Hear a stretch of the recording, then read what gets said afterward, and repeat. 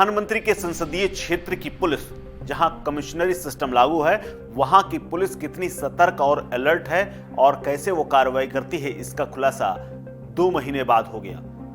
1 नवंबर के दिन कथित तौर पर IIT BHU की लड़की ने जिस तरह के आरोप लगाए थे और 3 लोगों को जिनकी गिरफ्तारी हुई है, उसमें जो 2 महीने से ज्यादा का वक्त लगा है, उसके बाद यूपी पुलिस की हर एक काले चिट्ठे का खुलासा हो गया है। दरअसल यूपी पुलिस ने IIT BHU में छात्रा के साथ सामूहिक दुष्कर्म के मामले में 3 आरोपियों को भले ही गिरफ्तार कर लिया, लेकिन 60 दिनों तक भटक रही पुलिस के ऊपर सवाल खड़े हो रहे हैं। दरअसल आरोपियों ने छात्रा के साथ नृशंसता की सारी हदें पार कर दी थी। पुलिस ने बनारस हिंदू विश्वविद्यालय परिसर में IIT की एक महिला छात्रा के साथ बलात्कार के मामले में जिन 3 आरोपियों को गिरफ्तार किया है, उनकी पहुंच बहुत ऊंची थी। एक पुलिस अधिकारी ने रविवार को इस बारे में जानकारी दी कि लंका थाने की पुलिस के मुताबिक आरोपियों की पहचान कुणाल पांडे, आनंद उर्फ अभिषेक चौहान और सक्षम पटेल के रूप में हुई। BHU IIT छात्रा के साथ हुई इस घटना में पुलिस ने डिजिटल सर्विलांस CCTV फुटेज के आधार पर ये गिरफ्तारियां की हैं और इस मामले में पकड़े गए तीनों आरोपी सत्ताधारी पार्टी यानी BJP की IT सेल से जुड़े हुए थे। गिरफ्तार सक्षम पटेल, अभिषेक चौहान के घर के बाहर लगा BJP और उसके पदाधिकारियों का जो नेम प्लेट था, उसे भी घर वालों ने हटा दिया। स्थानीय लोगों में चर्चा है कि दोनों के परिजनों ने पार्टी नेताओं के दबाव में ये नेम प्लेट हटा दिए। दोनों आरोपी अपने घर के बाहर अपना नाम और पद नाम बड़े बड़े अक्षरों से लिखवा कर रखे हुए थे। कुणाल पांडे महानगर संयोजक BJP IT सेल है, वहीं सक्षम पटेल सह संयोजक IT सेल था।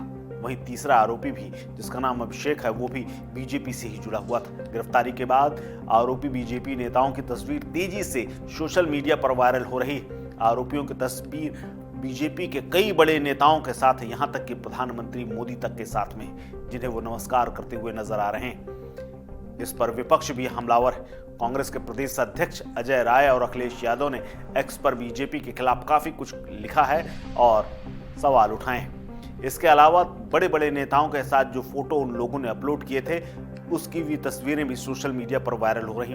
ये मामला सामने आने के बाद BJP ने तीनों आरोपियों को पार्टी से बाहर का रास्ता दिखा दिया है। वहीं शिकायतकर्ता के मुताबिक आपको बता दें कि उस रात को वो अपने एक दोस्त के साथ हॉस्टल से बाहर टहल रही थी, जब मोटरसाइकिल में सवार 3 लोग उसके पास आए और जबरन उसे कोने में ले गए। वहां उसके दोस्त से उसे अलग कर दिया और उसके बाद मुंह बंद कर दिया। इसके बाद आरोपियों ने लड़की से तमंचे के नोक पर उसके कपड़े उतराए और उसका वीडियो बनाया और तस्वीरें ली, यहां तक कि उसके निजी अंगों को छुआ था। शिकायतकर्ता ने बताया कि उन्होंने उसे लगभग 15 मिनट बाद जाने दिया और उसका फोन नंबर ले लिया।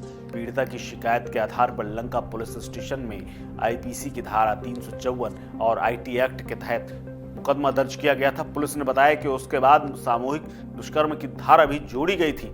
CCTV फुटेज से चिन्हित आरोपियों को गिरफ्तार किया गया है और उनके मुताबिक तीनों आरोपी कुणाल पांडे, आनंद उर्फ अभिषेक चौहान और सक्षम पटेल ने अपना जुर्म कबूल कर लिया है। छात्रा ने जिस वीडियो का जिक्र किया है कि उसका वीडियो बनाया गया था, उसके बारे में पता लगाया जा रहा है। पुलिस या सूत्रों की माने तो इस घटना के 3-4 दिनों के बाद ही असली आरोपियों की पहचान कर ली गई थी, लेकिन दबाव के चलते उन्हें गिरफ्तार नहीं किया गया।